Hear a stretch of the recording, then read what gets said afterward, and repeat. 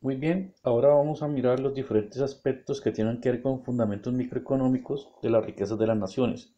En primer lugar, tenemos que observar que para Adam Smith, simple y sencillamente, eh,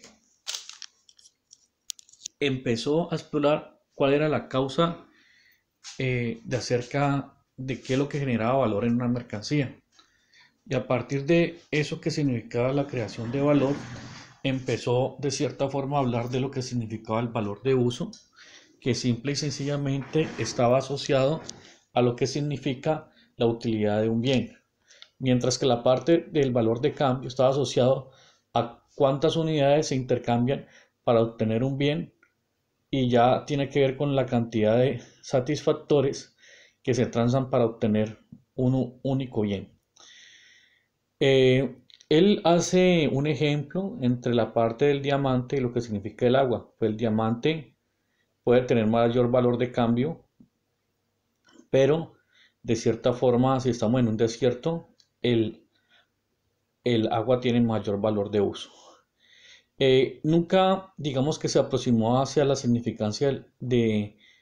los rendimientos marginales, porque nunca se preguntó de cierta forma qué generaba o qué producir una unidad adicional. O sea, qué implicaciones existían o giran alrededor de eso, si se incrementaba el valor o si disminuía el valor. Digamos que no fue o no desarrolló un estudio profundo acerca de ello. Igualmente exploró la parte de lo que significa el valor incorporado,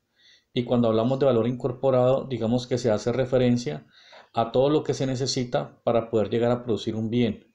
En ese sentido, digamos que él empieza a comparar y a decir si un producto tiene igual valor, siendo que se hacen de la misma calidad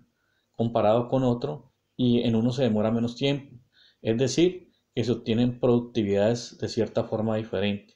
Cuando hablamos de productividades diferentes, pues ahí ya podemos decir, tiene que valer más cuál que se demoró más o el que se demoró menos. Entonces son algunas de las reflexiones que él de cierta forma termina incorporando y de cierta forma termina explicando que el valor de las cosas está asociado a lo que significa el valor incorporado, las horas que se han sometido para poder elaborar dicho bien. A partir de allí estamos contemplando la posibilidad de lo que él dice que eso funciona en una sociedad primitiva, pero que en una sociedad comercial o digamos que donde el capitalismo polula, estaría pensándose en lo que es el valor exigido, que es una ganancia adicional, que una vez se produce un bien, aparte de las horas incorporadas, pues también se termina incorporando lo que significa la remuneración, lo que conocemos a los factores productivos, que es tierra, capital y trabajo, a través de lo que significa el beneficio, las ganancias y lo que de cierta forma el salario.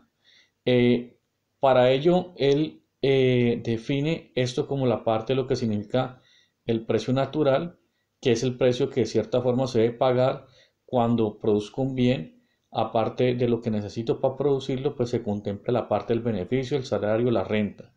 Pero de cierta forma, ese precio natural puede estar por debajo del precio del mercado. Y cuando el precio natural está por debajo del precio del mercado, que él se empieza a referir y a estudiar esta parte,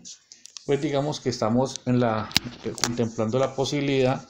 de que o el empresario puede quebrar o no. Entonces, muy bien, miremos, si esto que llama el precio natural, es decir, producir una unidad me cuesta a mí 10, pero cuando yo voy al mercado me doy cuenta que el precio del mercado tiene un precio, un valor de 8, quiere decir que todo el esfuerzo que yo realicé para realizar este bien está por debajo del precio que el mercado de cierta forma va a empezar a adoptar, y que me termina diciendo que voy a perder 2 unidades monetarias. Ahora bien, eso mismo empieza a desestimular de cierta forma la producción de dicho bien, y va a ocurrir un momento bajo el planteamiento de lo que termina siendo el funcionamiento del mercado, donde simple y sencillamente ese precio termina subiendo al retirarse muchos oferentes de la producción de dicho bien. Entonces podría llegarse un momento donde simple y sencillamente el precio de mercado puede llegar a estar en 12, ¿sí? y al estar el precio del mercado en 12, podríamos estar planteando la posibilidad de que al estar el precio del mercado en 12, pues ya tendríamos una relación diferente. Esa relación diferente básicamente está asociada a lo que significa, eh, a lo que significaría, a lo que significaría básicamente, aquí estoy dándole el pincel, bueno, listo. Si tenemos la situación contraria, es decir, no tenemos otra vez el precio natural, pero si el precio natural es de 10 y el precio de mercado básicamente es de 8, pues estaríamos diciendo que aquí el empresario pues estaría teniendo básicamente una ganancia. Esa ganancia pues de cierta forma termina diciéndonos que el empresario simple y sencillamente se ve estimulado a seguir produciendo y estaría de cierta forma operando en una condición que se estimularía la producción de dicho bien. Muy bien, digamos que esta es una otra parte de lo que hemos venido estudiando y que allí vamos de cierta forma a dejar la parte de la información.